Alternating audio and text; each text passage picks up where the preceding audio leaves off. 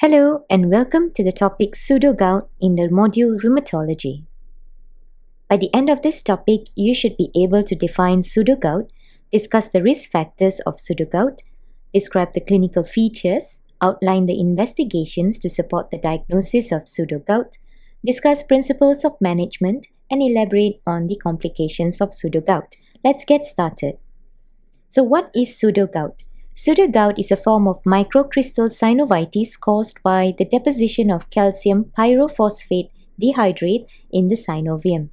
The risk factors include hyperparathyroidism, hypothyroidism, hemochromatosis, acromegaly, low magnesium and low phosphate levels, as well as Wilson's disease.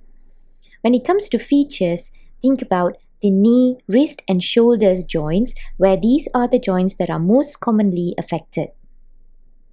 To diagnose pseudogout, joint aspirate needs to be done, and here using a polar light microscopy, what you'll be able to visualize would be weakly positively birefringent rhomboid-shaped crystals. Apart from that, you may also find raised white cell counts, which is more than 90% neutrophil predominance.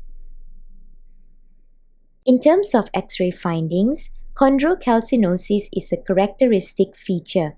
Here, this happens due to the deposition of calcium pyrophosphate dehydrate crystals in the large joints, particularly the knees.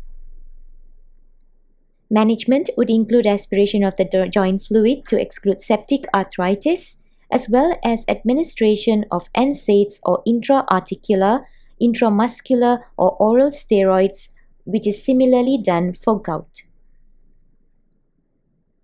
Now this table summarizes the difference between gout and pseudogout. The main difference would be gout is negatively birefringent, whereas pseudogout is positively birefringent. The shapes of the crystals are different as well, and the crystal types seen are different, where in gout you would expect to see monosodium urate crystals, whereas in pseudogout they would present with calcium pyrophosphate dehydrate crystals. We have come to the end of this topic. Thank you.